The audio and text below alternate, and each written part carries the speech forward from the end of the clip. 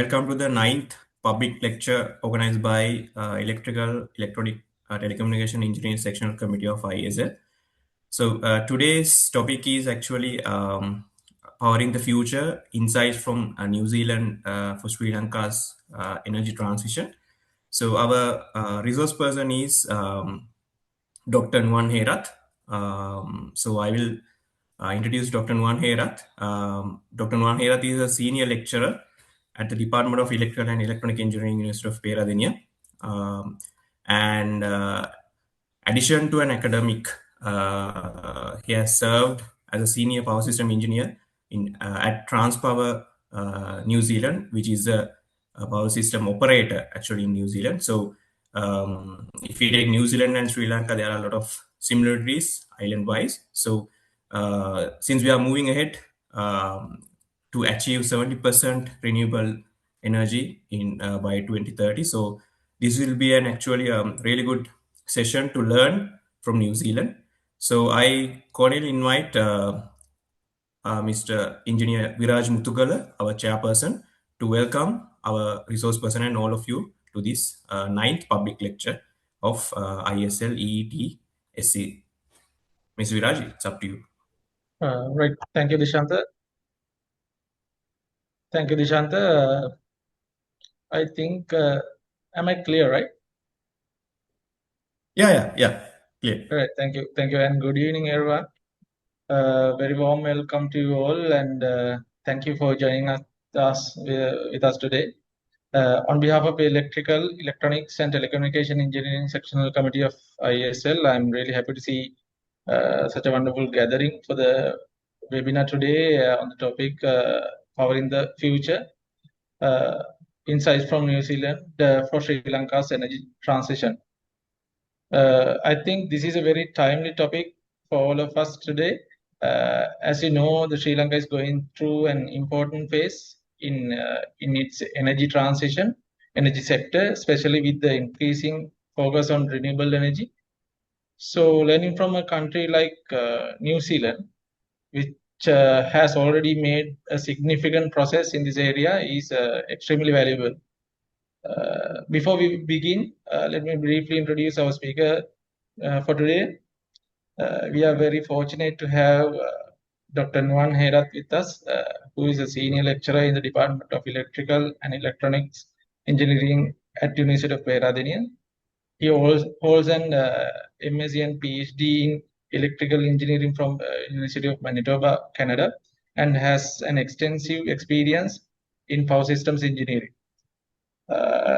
His exposure to international energy systems, including New Zealand's electrical sector, makes him the perfect person to guide us through today's session. I'm sure his session will give us a lot of valuable information and practical insights that we can relate to our own system in Sri Lanka. And I encourage all of you to actively participate and make this an engaging session. With that, I would like to invite Dr. Nuwan to start his session. Thank you. Thank you, Viraj. So, Mr. Viraj, thank you for giving me this opportunity. So as we explained, like I will be talking about the powering the future insights from New Zealand for Sri Lanka energy transition.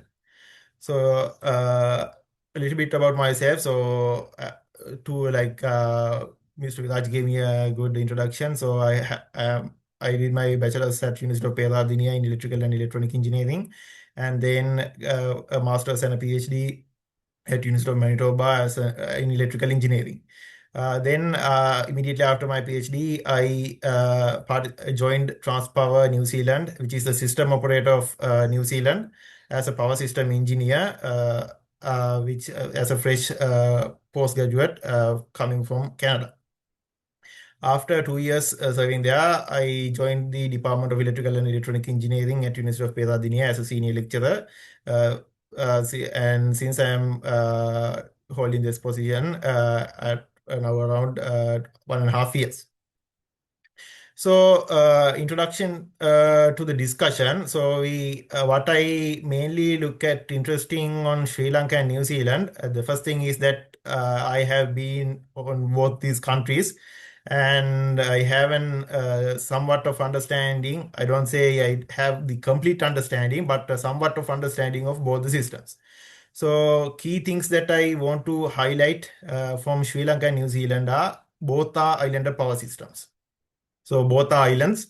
So the island, the nearest other grid is at a distance. Sri Lanka, India, for Sri Lanka, it is relatively close, but for New Zealand, it's about more than 1,000 kilometers away in Australia. And both the countries are transitioning to a renewable rich power system as the global goal of moving our power grids for a net energy, net carbon zero power industry. And both these countries have undergone or currently undergoing structural reforms.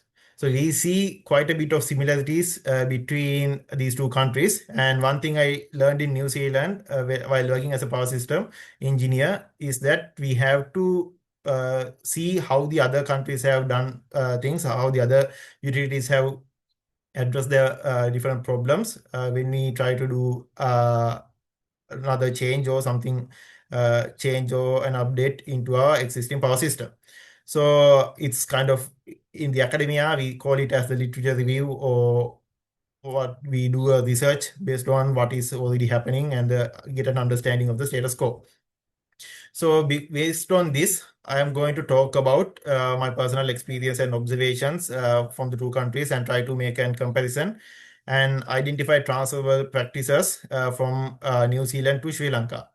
And here I would like to highlight some market and operational evolution in the electricity industry that happened in New Zealand. So we may get an idea over here.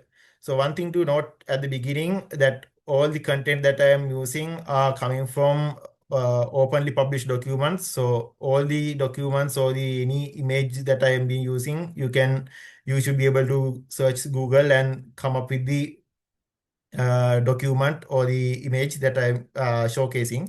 So I haven't used any of the internal documents or anything like that. So only the freely published data.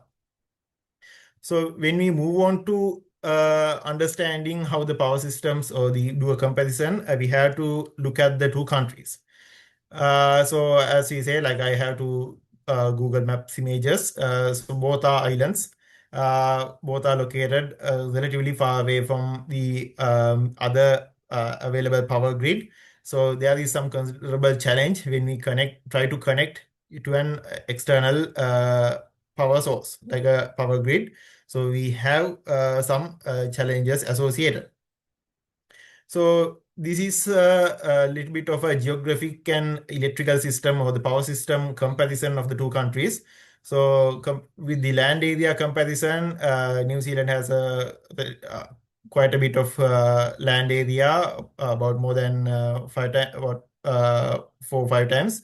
Latitude range, Sri Lanka is located in the northern hemisphere between north 5 and the 9th degrees, and the New Zealand is located on the southern hemisphere, considerably closer to the pole at 34 degrees to 47 degrees south. So this indicates that we as a country located closer to the equator, we have high potential of adopting the renewable energy such as solar power, where New Zealand has some challenge where we move closer to the pole, having large amounts of having availability of the sunlight to produce the solar PV generation. When we look at the population, Sri Lanka has a population about 4 times greater than New Zealand, and it is very densely populated. There are regions with high densely populated regions like Colombo, Western Province, and some parts of Central Province, and some areas in the Southern Province. Compared to New Zealand, there is very tightly compacted cities like Auckland that are exceeding 1 million in population, but most of the other regions on the country are very sparsely populated. So we have quite a bit of dramatic power transition problem or power transmission problem.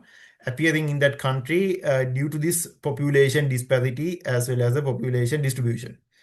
GDP per capita, there is a considerable difference. New Zealand has about a 10 times more GDP, where the annual demand is also reflected on the same GDP figures.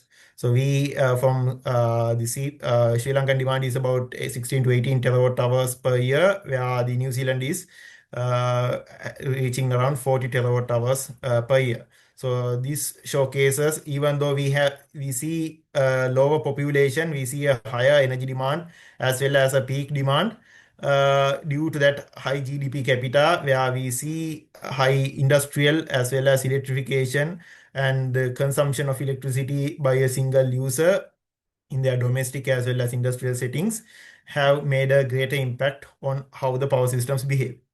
And one of the main characteristic is both these countries are islanded, unlike a country in Europe, like Central Europe, where they have been connected to multiple other countries or transmission networks. So moving on, first we can look at how the load characteristics work. So on the top figure, I have the Sri Lankan load curve obtained from the dashboard that was published for some time. So in this case, we can identify an evening peak, dominant peak around 6 p.m., 7 p.m. And the load characteristics are a little bit, it is sensitive to weather. So we see that when the temperature is high, there is a considerable AC air conditioning load appearing in the system, and the demand increases. And we see variations in the demand with light during the long weekends, Sundays and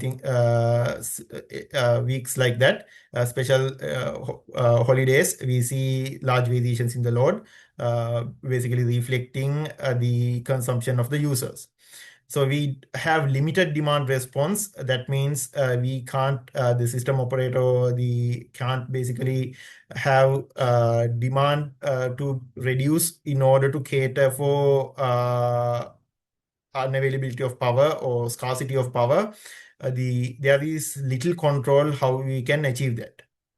Compare it with New Zealand load curve, which is at the lower figure. So I was not able to find a very good figure to showcase this.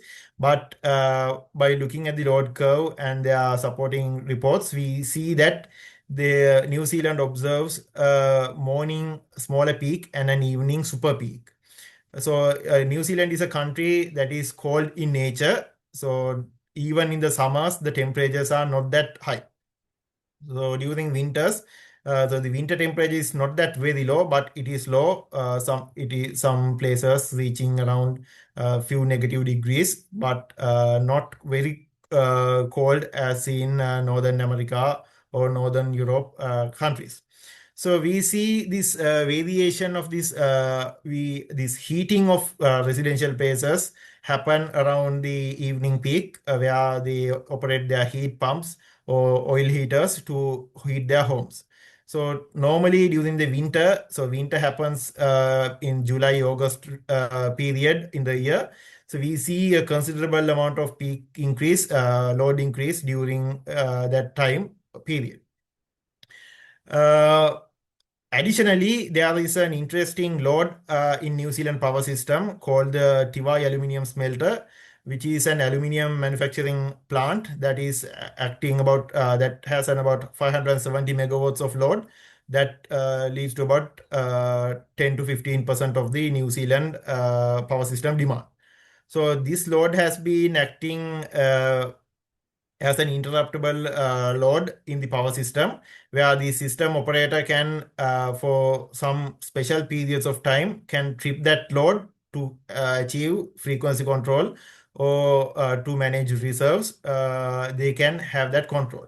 So this kind of a large aluminum smelter, like a large load, has its own problems as well as benefits.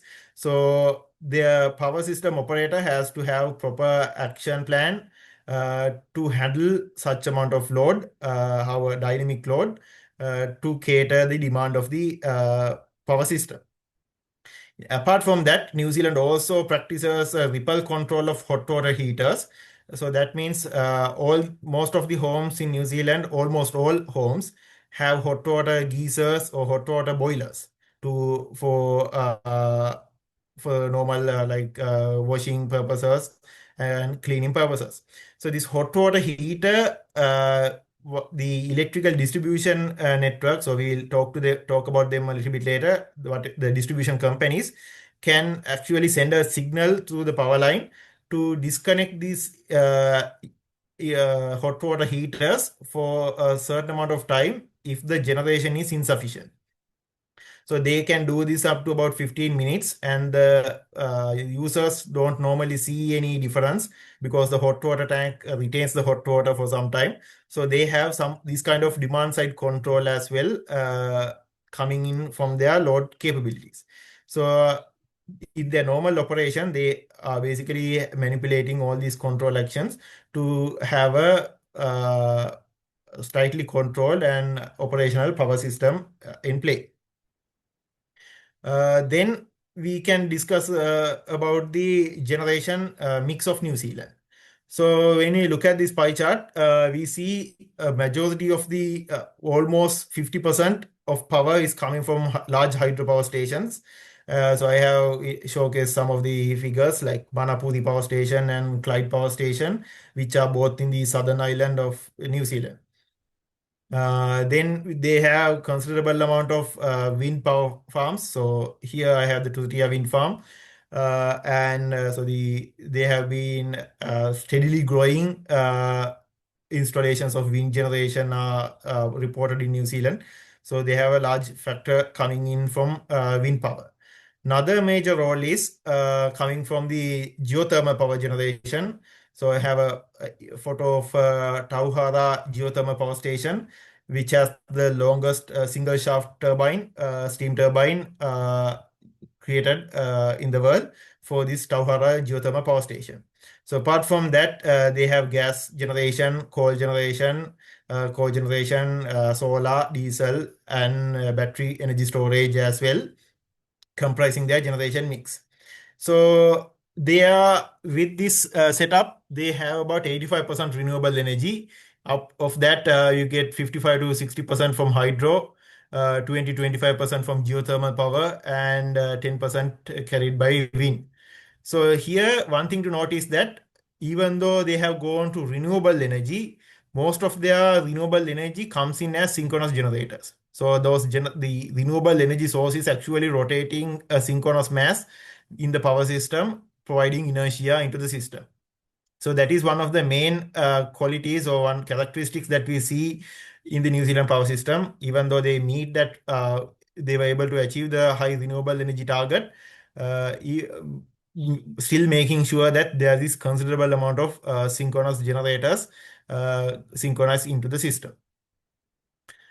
When we look at the Sri Lankan power system, so most of you are already familiar with it, so I'm not going to go very high discussion. So historically, we were a renewable hydro-dominant power system with large-scale power stations like Victoria, Randinigala, Kotmale. So we have seen an increase in coal power stations, oil-based generation in the power system, but also we had growing solar and wind generators coming into our generation mix.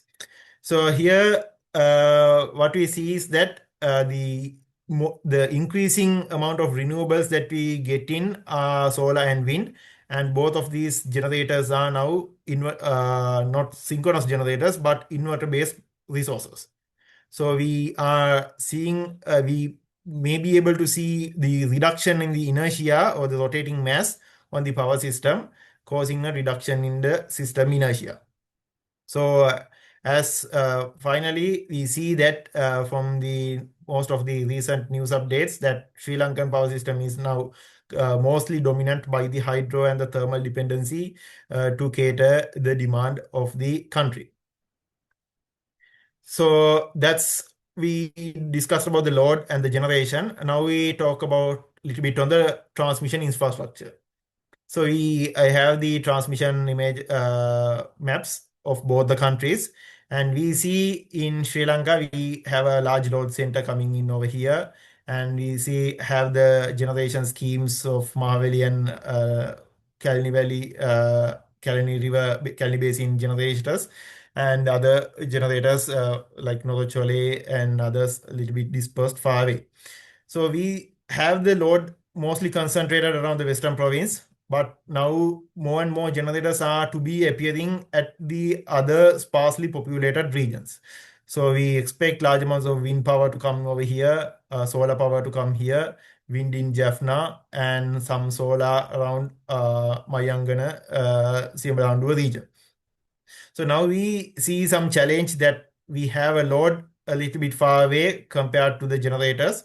So we now have to look around the interregional power transmission flexibility, as well as other needs like flexible AC transmission devices and grid reinforcements for renewable, like synchronous condensers coming in to supply that additional inertia.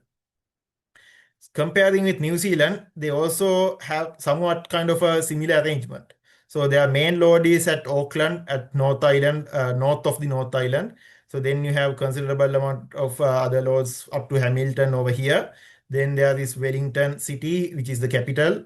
Then Christchurch City over here. Apart from that, all the other countries almost open area, which is agricultural lands or forest or reserves.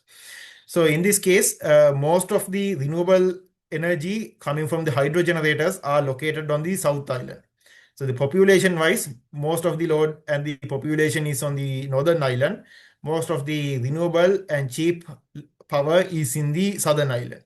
So they had to build a HVDC transmission line to send power from Benmore, which is over here. And then you have an overhead transmission line up to here, Picton, and then through a submarine cable going to Haywards near Wellington over here. So they see this transmission line can handle about 1000 megawatts in both directions, which is an LCC or transistor-based HVDC scheme operational to basically supply the power from South Island to the North Island. There are occasional years which we will discuss that they need to send power from North Island to the South Island, but that is quite limited. Another characteristic that we see in New Zealand is that the country is very narrow and a long country. So the transmission network is naturally a long, narrow transmission network with limited meshed nature between the different points on the network. So we see different variation in grid impedance throughout the network, and they have created different challenges for that operation. As I said, the HVDC is a key aspect in New Zealand where they need to balance the power between the two islands, and a failure in the HVDC link can impose quite drastic constraint as well as price changes in the electricity market. So industry structure, so I don't have to actually explain this. So this was explained quite a bit in recent news articles. So currently from 9th March, we have 6 companies for our electricity industry in Sri Lanka. We have the Electricity Generation Lanka Private Limited, EDL, Electricity Distribution Lanka Private Limited, National System Operator, and National Transmission Network Service Provider Private Limited, and CB Employees Fund, and the Energy Ventures Lanka Private Limited. So EGL has all the CB-owned power plants, EDL distribution areas, except those under the LECO. And NSO is a fully state-owned company and oversees system planning, procurement, and future competitive generation, and categorized supply of power to the consumer. Then the NTNSP is the transmission lines and related infrastructure. They take care about that. And the Employees Fund for pension and provident funds, and ventures for power generation and energy sector investment. So overseeing all this is the PUCSL, or the Public Utilities Commission of Sri Lanka. So that is the economic, technical, and safety regulator of the electricity industry in Sri Lanka. So we need to have a regulator when we have lots of participants working in the industry. So we need to have someone to basically do this task. When we look at New Zealand, so in the industry structure wise, they have a more advanced or more aged version of the Sri Lankan version. So the generation is handled by about 80 companies, and in that 80 companies, 4 companies are acting as the major generating companies, Meridian, Mercury, Genesis, and Contact Energy. So they are these 4 generators, we call them as gentailers, that these generating companies generate power as well as they retail power into the individual consumer. And they have a competitive market, and the generators have to sell their power, the generated power, in a wholesale or the spot market at competitive pricing. And they pay the spot price that we will discuss a little bit later. That basically is dependent on the generating location, demand, as well as constraints in the power system. So the generating companies generate the power and they sell those power into the market, which is operated by the Transpower. So it is the system operator as well as the grid owner. So they own all the transmission lines, towers, FACT devices, HVDC, and other transmission elements, as well as they operate. So there are 2 main subsections in Transpower, where we say Transpower as the system operator and Transpower as the grid owner. So they own, operate, and maintain and develop the transmission network, as well as they physically operate the electricity market for the electricity authority. Then the transmission network is handled only on the transmission voltages, so between the grid injection points and the grid exit points. Generators send power into the transmission network through a grid injection point, or GIP, and the power is taken from the transmission network into the distribution network at a GXP, or grid exit point. So after that, the the distribution network towards your home is handled by an electricity distribution business. So these businesses, there are 29 companies in New Zealand. So these are distributed depending on the location of the country. So they have different geographic regions. So like companies like Vector, Powerco, Orion, Aurora. So only to name few. So there are 29 companies. So they are the companies that basically connected to the grid substation and have the distribution line networks going into your home and connecting the meters and doing that part of the business. So they attend to any maintenance issue, any breakdowns on the distribution network. Apart from that, we have a main other factor called the retailer. So retailer is the person who is actually can sell the electricity. So these retailers, they buy electricity from the generators and they sell the electricity to business and households. And there are lots of retailers and brands. So these are only few. So here we have those generators also acting as a retailer. So that's why we call them as generator and gentailer.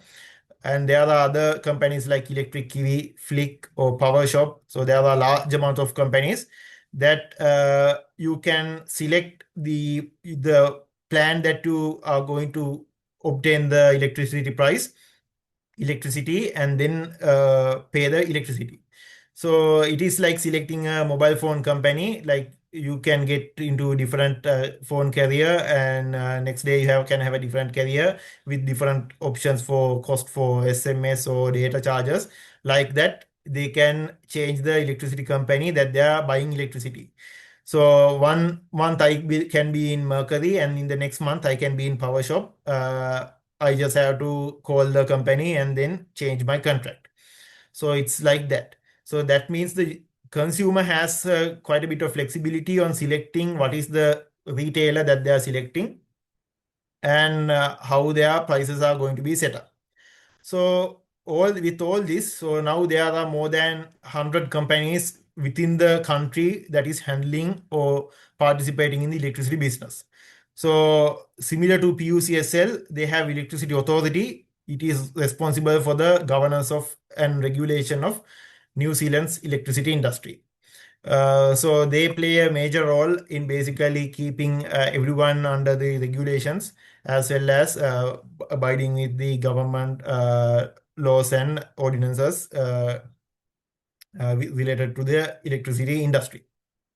So here I have infographic I made using based on the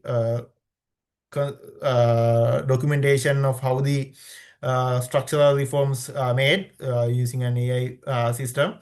So I basically just to simplify the content on the document.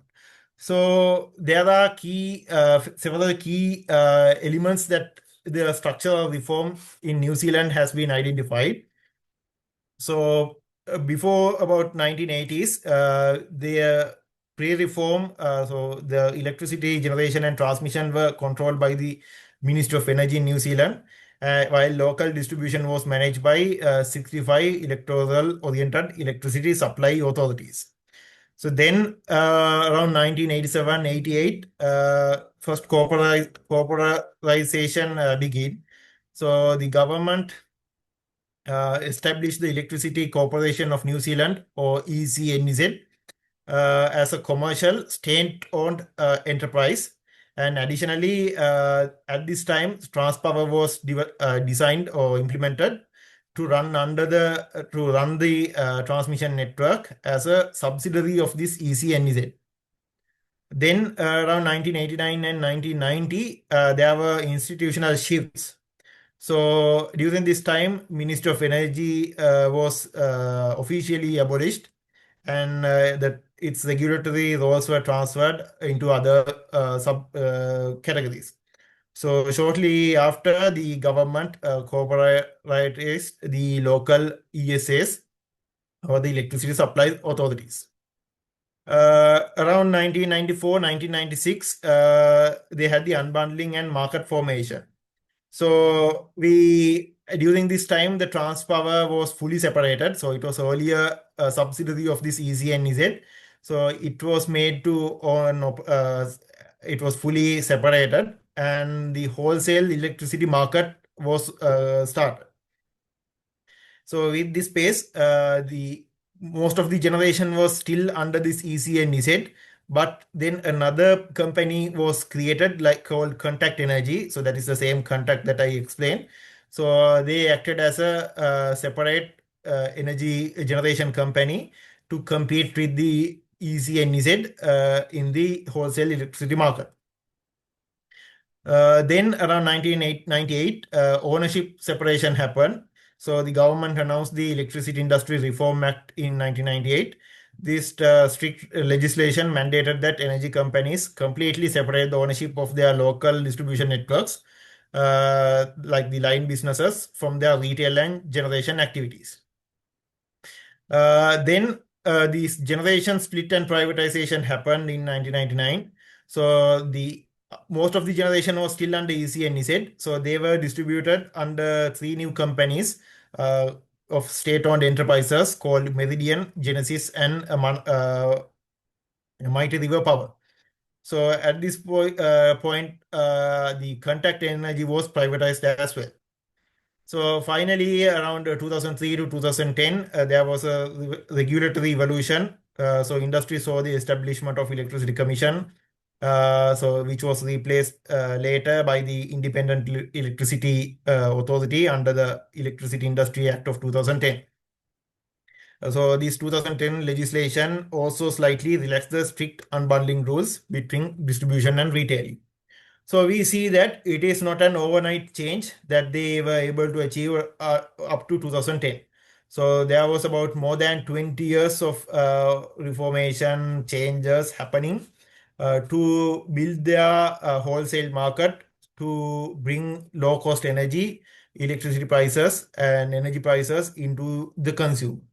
So we can't expect a company to basically go from here to here within a single night. So there's quite a bit of moving parts in between that needs to be addressed.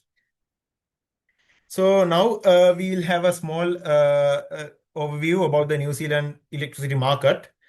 So electricity market is the wholesale spot market where electricity is traded each 30 minutes.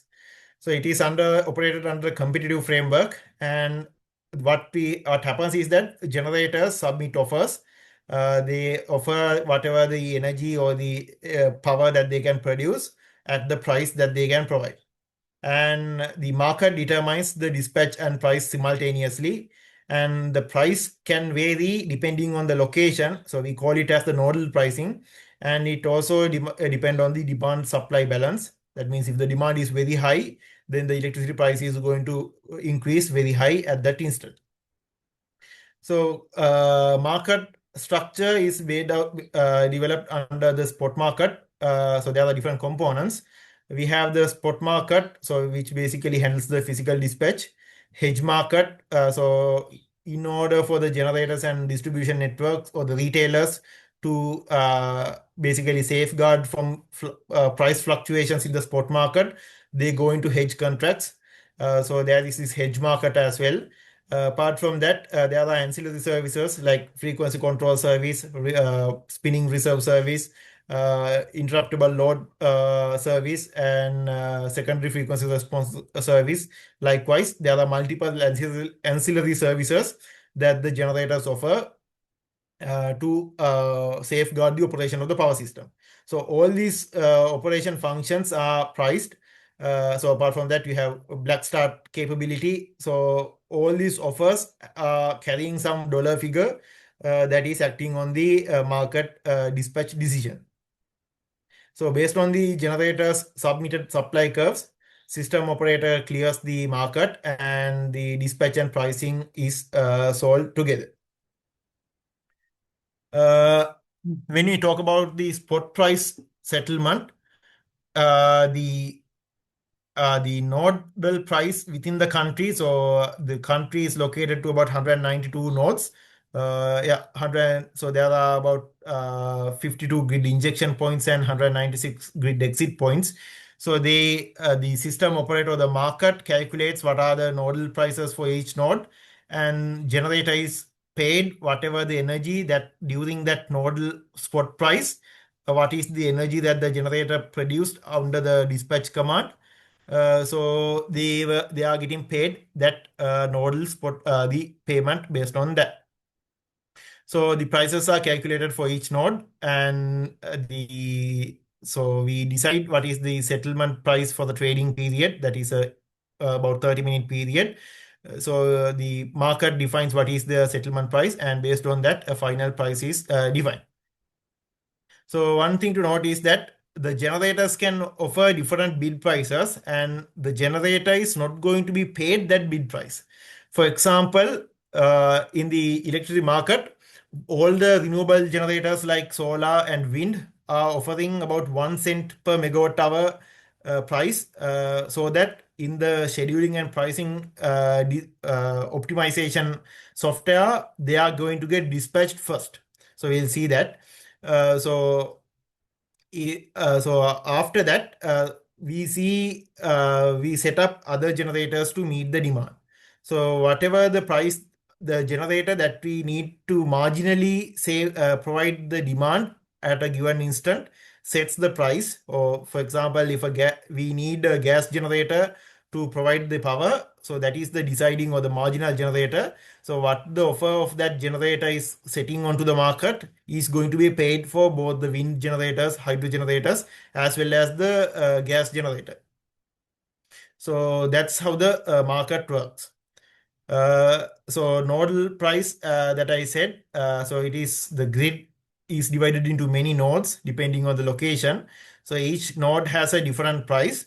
So this price difference happen due to the energy cost. So what is the marginal generator at that particular node in order to cater the power? So we have to consider the transmission losses as well as transmission constraints in the system.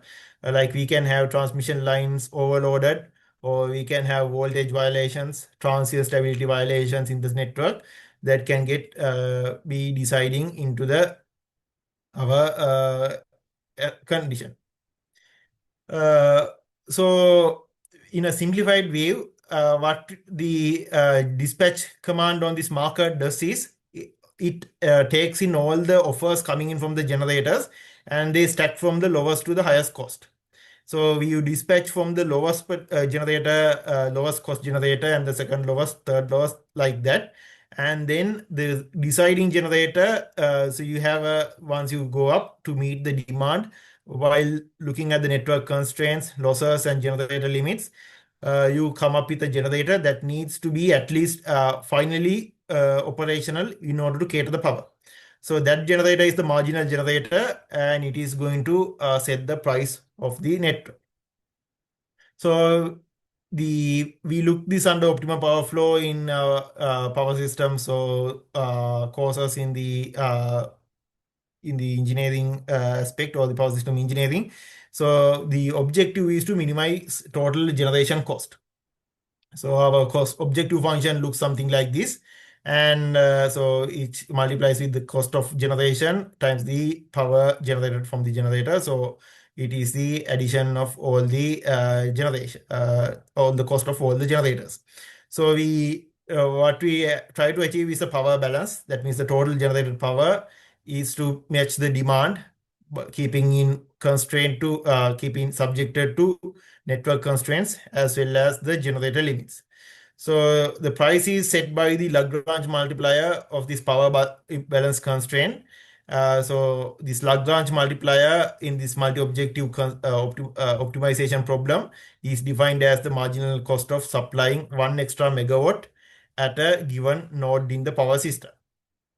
So that defines how the market price behaves and how it is going to be operational. So if we have a larger marginal cost of supplying 1 extra megawatt, we get larger nodal price. So that means we have some constraints acting on that point, or the energy is more expensive to be catered on that particular node. So some simple examples we can to basically understand this.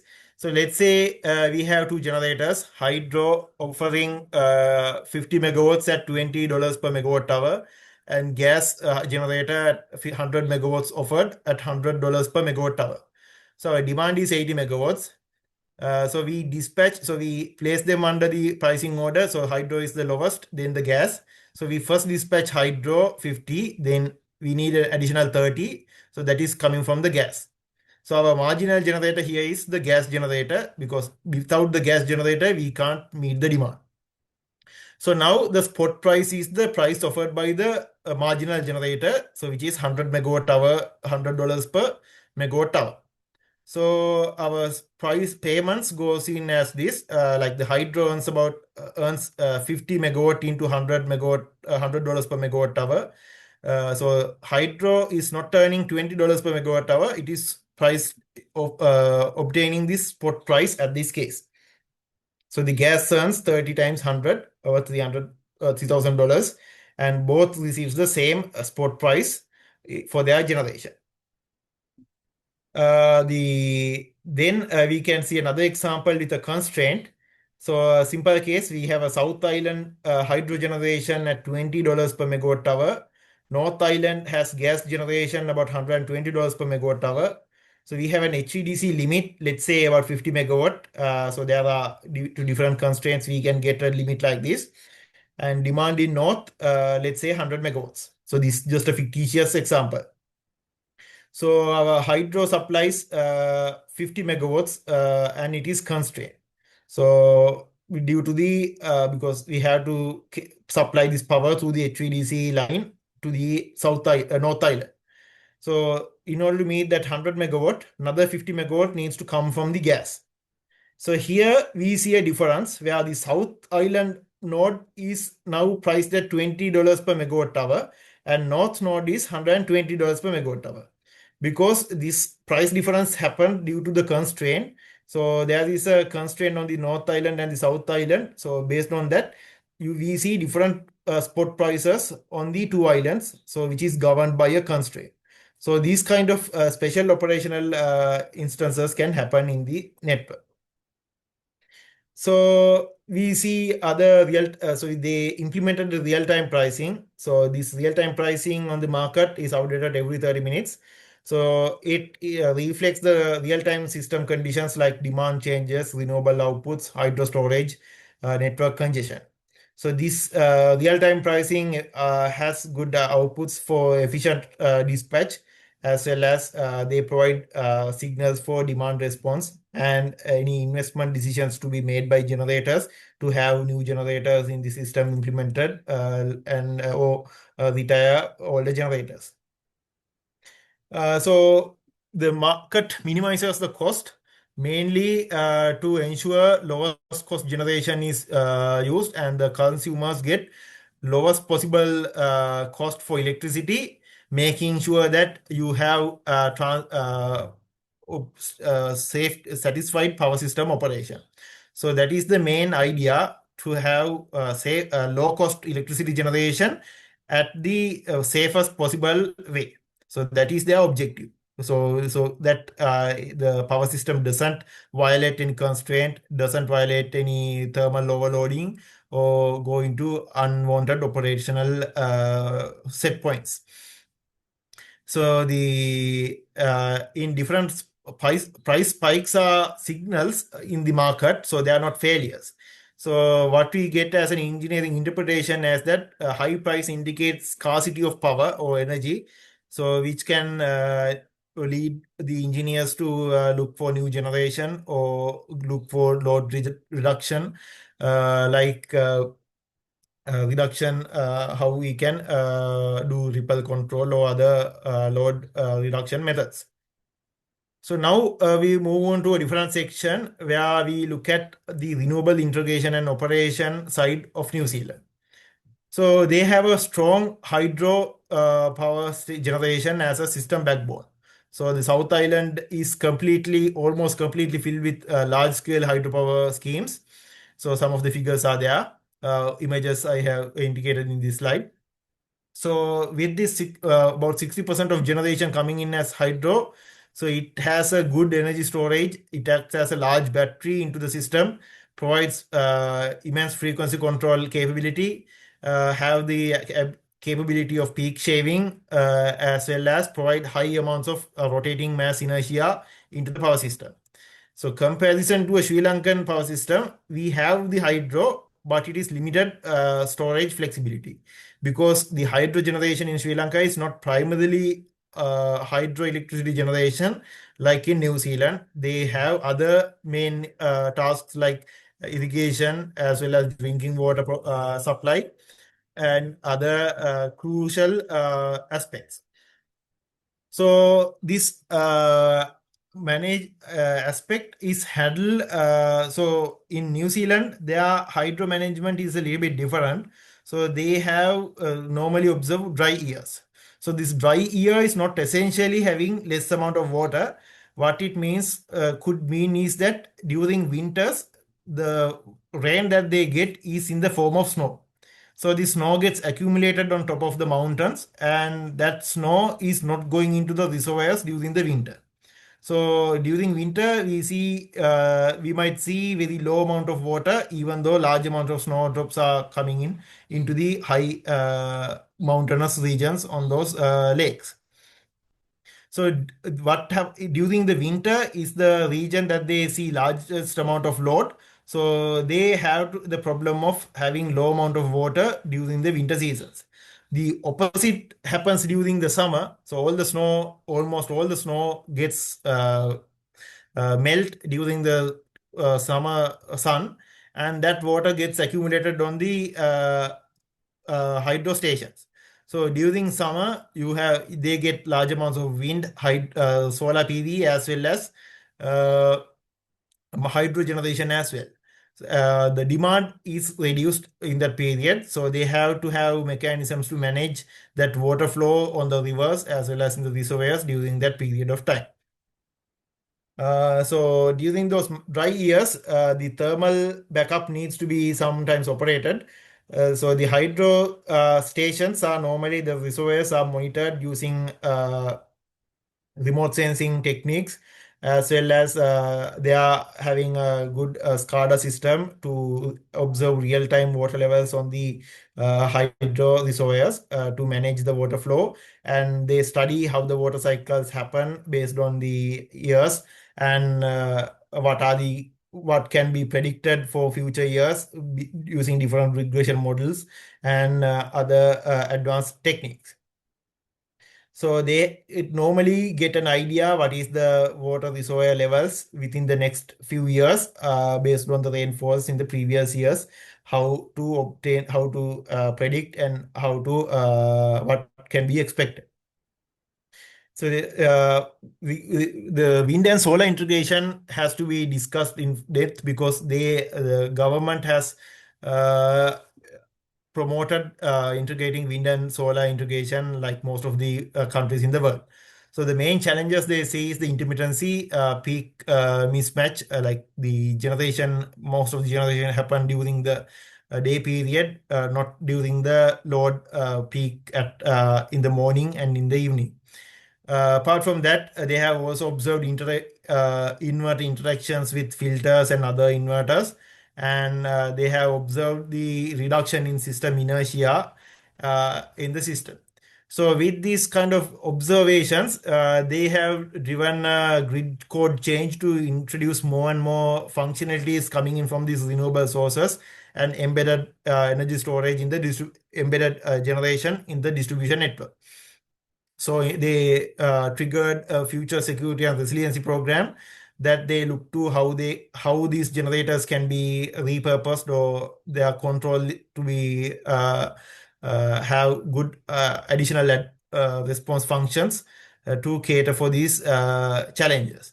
So with that, they have identified functions like demand response, hydro balancing techniques, forecasting techniques, battery energy storage systems to implement, advanced power system stabilizers and control systems to be implemented, and some obligations on obligations and control obligations on other embedded energy storage systems like that. So they were able to introduce those things into the grid code as soon as they they were able to observe these changes.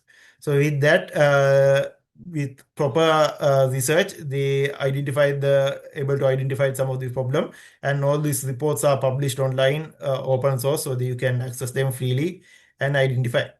So another thing that they observed was the system inertia. So they have this inertia map plot published on this report on this link. So where they see very, very large fluctuations in the system inertia with the time.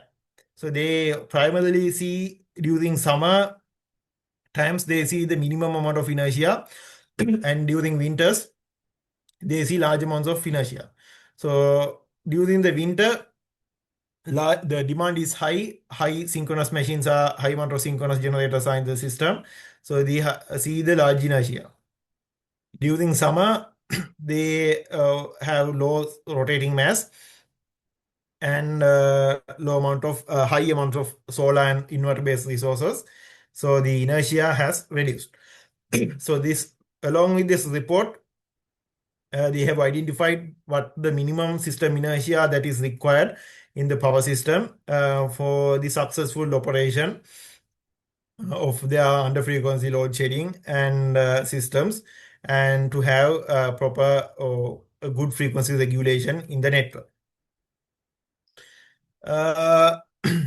In addition, BESS is playing a crucial role in New Zealand. So they use the New Zealand this BESS as a service-driven, not a bulk energy supply. So the main users are for fast frequency response and ancillary services such as peak shaving. So peak load shaving. So the New Zealand also promote the renewable energy plants like solar power plants to invest in hybrid systems that have both the solar plants and solar generate inverters, as well as inside battery energy storage to cater for any loss of power or to basically reduce the fluctuations in the solar generation through the BESS response.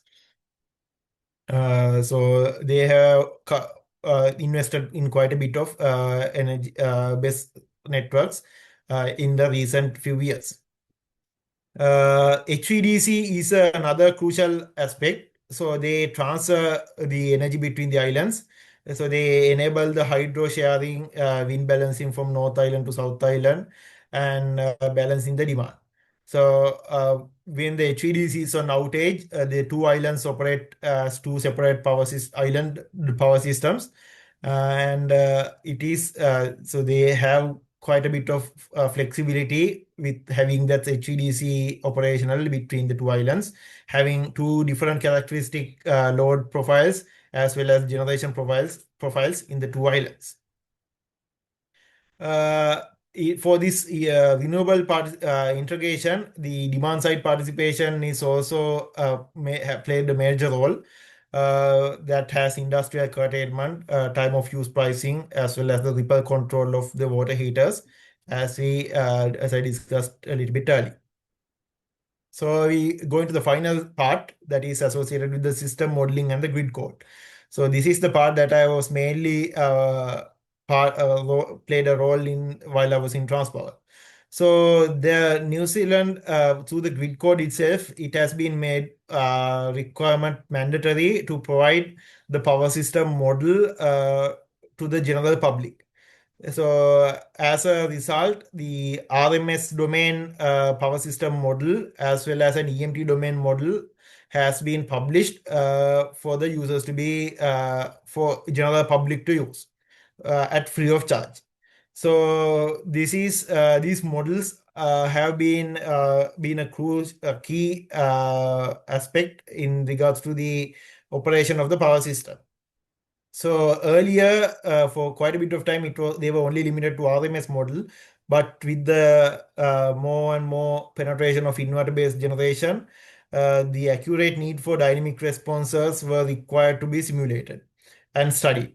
So that's why they created EMT simulation models, and the RMS model was already published with continuous revisions, and it is published in the Electricity Authority, which is provided. The model is provided by the Transpower for the system operator. The open source EMT model is published by the system operator, where using these models, the generators can conduct improved stability studies, connection studies, fault performance analysis, and generator capability studies, and other critical studies. So the EMT model is typically used for weak grid operation, so where the network is constrained, as well as when we have grid forming inverters and other inverter introductions tend to happen. So the one important thing is that these models, whatever the data that they have been used, are using generic models, so there are no any user specific or models with non-disclosure agreements. So all the models are kind of like textbook, whatever the models that we learn through textbooks or through engineering lectures. So all these models are made simply like that to operate with to have a reasonable representation of the power system. So throughout all this decision-making process, the same kind of same models are used. So the load predictions, any infrastructure upgrades. So all these are presented in these models. So no one is left out with incorrect data or out of date data, or those kind of improper data handling is not going to be a problem, because a single model is used by both the system as well as the outside participants. So this modeling practice has been becoming more and more popular in the world. So New Zealand now uses an RMS plus EMT mandatory type modeling arena. Australia also goes with a similar approach. UK also going with a strong EMT adaptation. India is also going with EMT approach, where Sri Lanka is currently working mostly on RMS domain studies. So there's a growing need of how to basically moving on to this EMT domain simulations or EMT domain modeling of the power system to basically include multiple types of inverters, study different introductions, and to see the observation. And one other thing too is to basically have it available at ease, so that we get most of the people can get a good idea of how the system works. Another small thing is that through the grid code, the system operator is required to publish a system security forecast each 2 years, and they do a minor revision each year. So from this report, they identify what are the possible thermal overloads, N-1 contingency analysis, voltage security assessment, transient stability assessments, and identify any constraints within the transmission network. So these kind of studies, or whatever the knowledge and the analysis that is obtained through these studies, are sent to the market team, market and business team, grid planning team, and other constraints, as well as this is published open for everyone to access. So they can see what are the constraints that can appear in the system, what are the investments that should happen in the near future, and what are the reasonable locations to apply or invest in new generation schemes, and other aspects. So with all this, we see some key lessons for Sri Lanka. So with regards to market design and competitive wholesale market with transparent pricing could benefit, as we saw from the New Zealand power system, where it has helped to reduce the cost of the power, as well, or power and energy, as well as ensure the security of the power supply. The New Zealand uses the hydro energy strategically to manage other renewable sources. So it is a little bit of a complex scenario with regards to Sri Lankan aspect, with regard to other objectives, other main objectives that we want to achieve through the hydro management. Then we have grid infrastructure updates. So there is the option of HVDC exploration and other FACS devices for reinforcing transmission network. System operation wise, we have to adapt real-time pricing and demand. There's a like not a requirement, but we can look into those kind of needs, like adapting real-time pricing and demand response program. Finally, onto my arena, the modeling and planning, good simulation model or good power system representation is essential to have an idea how the system is going to behave at different abnormal events, and how we can easily reconciliate, or how we can easily restore or avoid any unnecessary interactions in the power system. So there is a growing need on that as well. So with this, we can say that the New Zealand demonstrates that a small islanded system can operate reliably with a high renewable penetration, provided there is a strong market design, flexible resources, and advanced system operation practices. This also says that there are some needs like these aspects in order for us to have that reliable high renewable penetration in the system. So that is at the end of my presentation.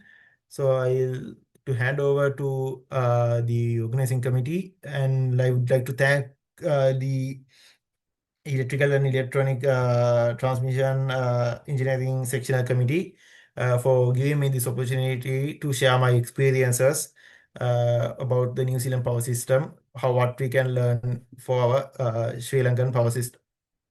So thank you. Thank you, Dr. Nuwan. Thank you very much. Actually, it was a really fruitful session. I think we learned a lot, and you were able to simply actually explain the market operations as well. I mean, with an example. So I believe, I think most of the participants will request another session. I think, if we can extend this, it would be better. I mean, we can learn a lot, like expertise um,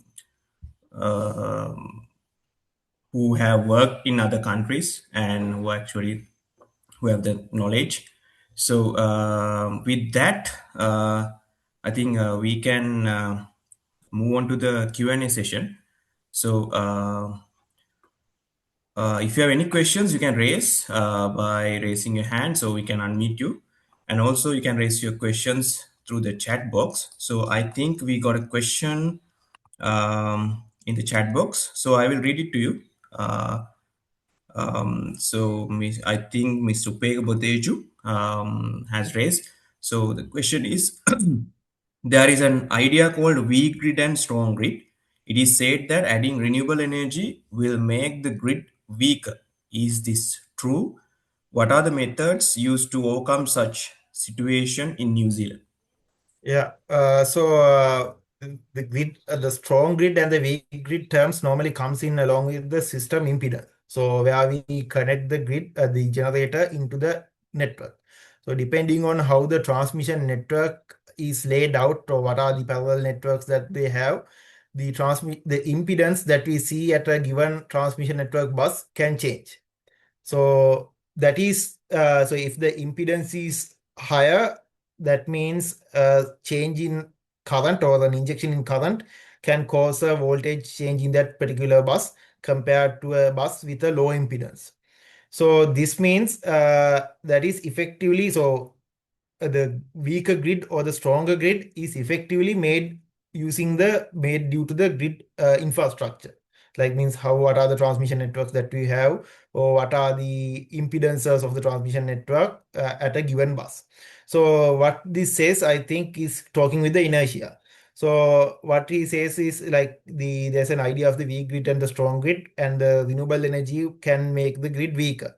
So that is mainly talking about the inertia problem that we see. So that is what I also went through one of the slides that they observed in the New Zealand.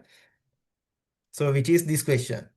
So the fluctuation of the system inertia, how that is being changed, how that is being affected. So when the more and more inverters are getting connected, the rotating mass is going to be reduced. So the system inertia is going to be reduced. So that inertia aspect, the renewable energy in the previous, like most of the traditional approaches of control, didn't provide that inertia functionality. So the novel inverters or the novel grid obligations that the connection guidelines that the system operator is going to impose can ask the new generators or the new inverters to provide those frequency response, or as well as the inertia response.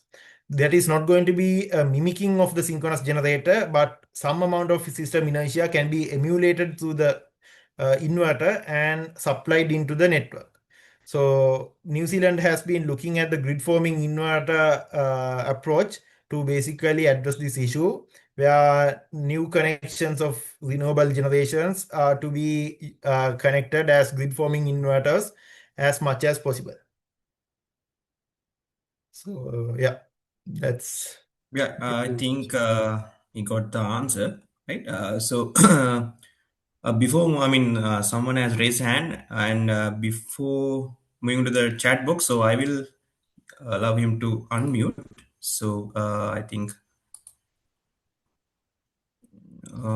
yeah, there's no name.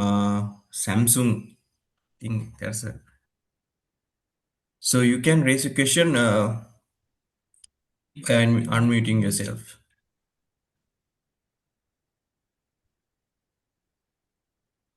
Can you unmute?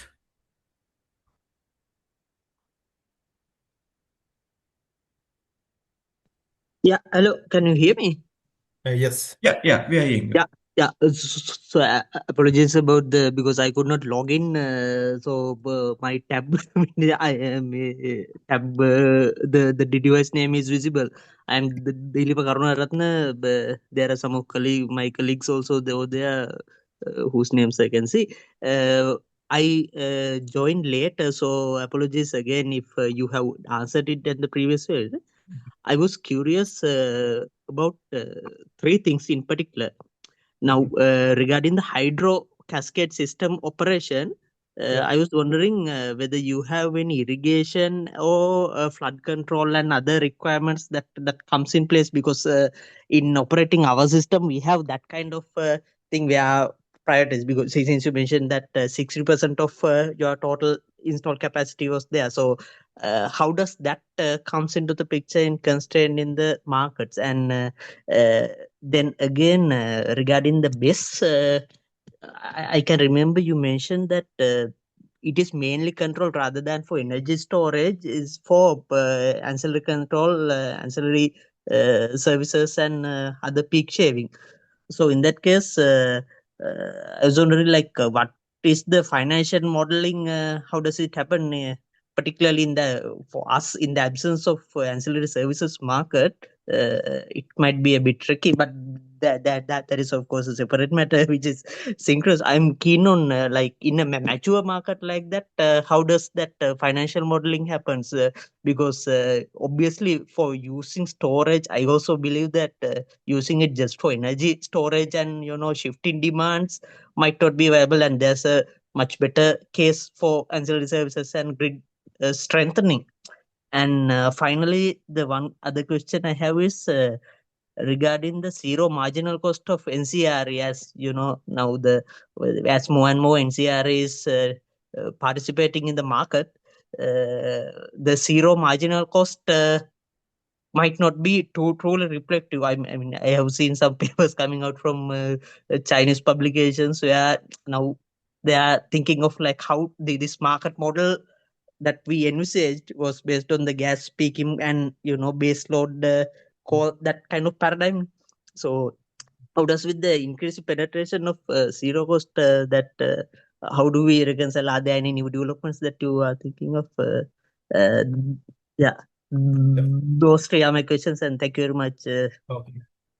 Yeah, so thank you for that 3 questions. So the first question regarding the flood control and management of the hydro schemes.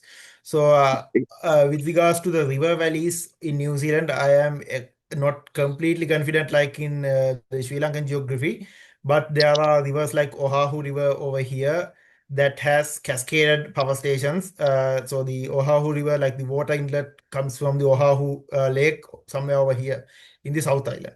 So the water is basically coming in from this. So there's a large mountain range over here, like called the Southern Alps.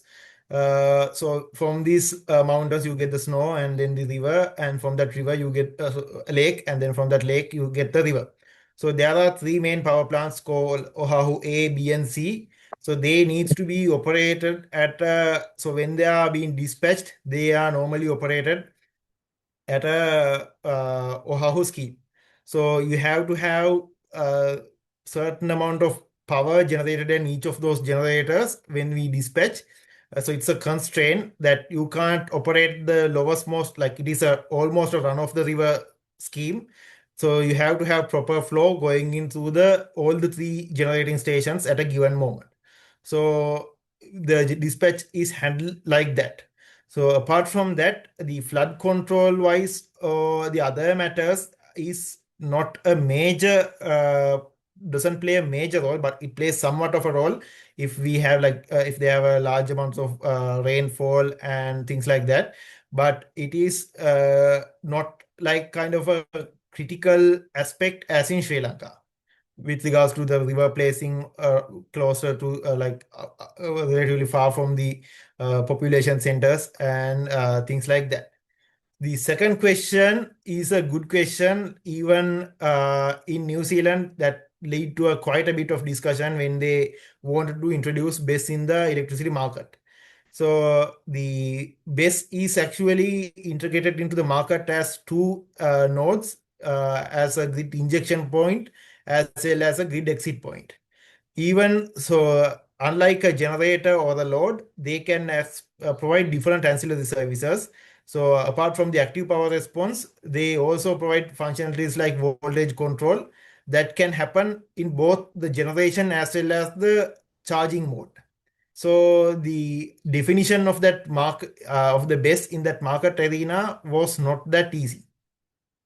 So with that, so you have to have a proper understanding. So we can't say we can directly use the method that is employed in New Zealand when we are talking about Sri Lanka, because the purpose of the BESS is going to differentiate, and the amount of ancillary market, how the ancillary market is going to respond is going to differentiate. Whether we have that ancillary market is another question, so that we need to address as well. So the question is a bit complex to answer in that case. The solution also a bit complex. So you need to have a proper study as well as proper identification of how the characteristic work. In the third question, can you basically give me an idea? Like I kind of Yeah, yeah. thank you for the answers. No, third one is more of a futuristic question, because I have seen with the increasing participation of NCRE, Yeah.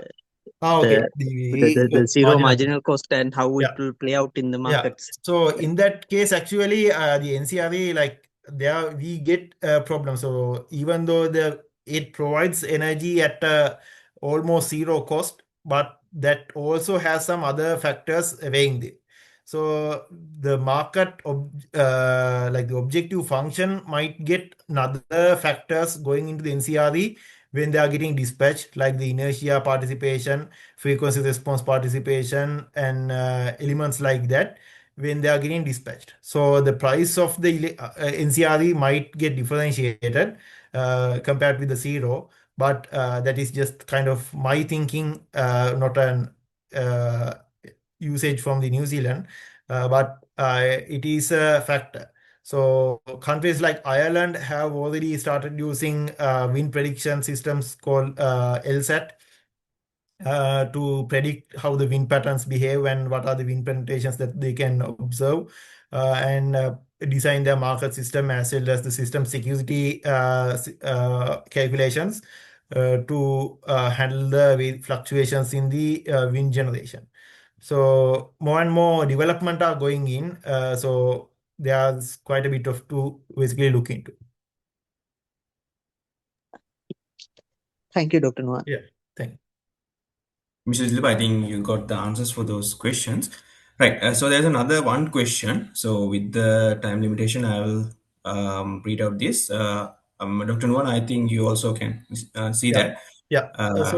I see. Do BESS in New Zealand provide synthetic inertia or just provide demand shifting? So that depends on the BESS. So each BESS is going to be owned by a generating company. So they can come into an agreement. So they can say whether my BESS is operating only for inertia or inertia plus energy demand. Demand shifting, or they can also provide energy demand as like bulk energy at high cost during peak hours where the electricity price is high. They can dispatch it. So there's only a drive for ancillary service support, but there is no restriction of providing the energy catering into the system. So everything depends on the market. So if their offer makes sense for them to have that electricity price in the wholesale market and that gets cleared, then they are getting paid that value. So that's how the market works. So it's kind of like that our main Dambulla economic market, where if one kind of vegetable is oversupplied or overproduced, the price gets reduced. Same in electricity as well. If everyone is trying to offer electricity at lower cost, then the price is going to go down. At some instances in the operational period, in the time of day, you get time instances where the electricity price is very high. So in that moment, the battery can decide, the BESS company can decide, I am selling electricity at bulk, and say give a offer at a larger value. So they can obtain that price, obtain a large amount of income, revenue through that scheme. So managing managing that investment on that market is the main problem, or main play that is happening in the market. So there is the chance that everyone can participate, as well as everyone can benefit if they can properly manage their resources. Yeah, thank you. I think, I mean, if we want to operate in that manner, I think we need to have more players. As you mentioned, New Zealand, more than 100 players. So, otherwise, they can, I mean, work for their personal interest, I guess, a country like Sri Lanka. So, so that's what we got in the chat box, and I think there are no any other questions. So, so we'll move on to the next item. So, I mean, we need to wrap up the session. So, before that, I would like to, thank. I would like to thank actually our resource person, Dr. Nuwan Herath, for his valuable knowledge and actually sharing his knowledge and expertise in this session. And so we got a actually very clear and practical perspective on how these island-based power system, rich island-based power systems operate. And then I would like to actually thank our President of the Institution of Engineers, Sri Lanka, Engineer Kosala Kampudini, for his continued encouragement and the support. And also my appreciation should go to our chairperson of Electrical, Electronics and Telecommunication Engineering Sectional Committee, Engineer Viraj Muthugal. Then I would like to thank all the organizing team members of EETESC and IESL Secretariat. And finally, the most important thing is actually a most important part of these kind of public lectures, the participants. So I would like to thank all of you for joining us today, and your presence, interest, and engagement actually, made this event very meaningful.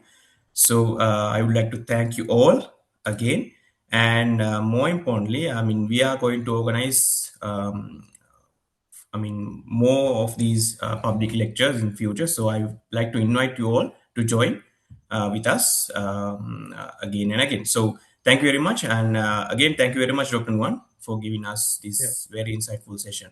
So good night to all. We'll meet from another session. Thank you.